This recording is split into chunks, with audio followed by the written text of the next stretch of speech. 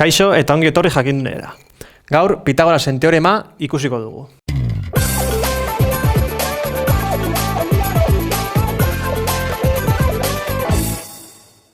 Pitagorasen teoremak baieztatzen duena katetoen azaleren batuketa hipotenusaren azaleraren berdinak dela.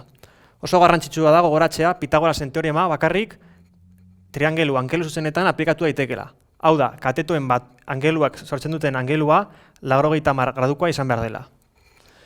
Beraz, hontan oinarrituta Pitagorasen teorema baieztatuko dugu. Esan dizudan bezala, hipotenusaren azalera 25 katetoen azalearen berdinak direla, M6 gehi bederatzi. Beste modu baten esan da, karratu baten azalera bere aldeen biderketa da. Beraz, 25 bost bider bost izango litzateke. Berdin bost berbi, berdin a berbi.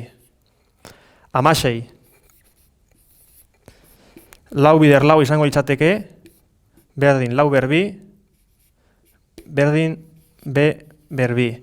Eta azkenik, bederatzi, berdin hiru bider hiru, berdin hiru berbi, berdin c berbi.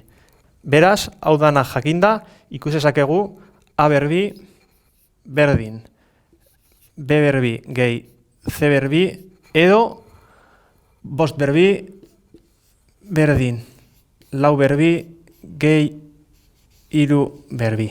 Hau izan da dana. Eta gogoratu, sare sozialetan eta web orrian jarraitu jakindun.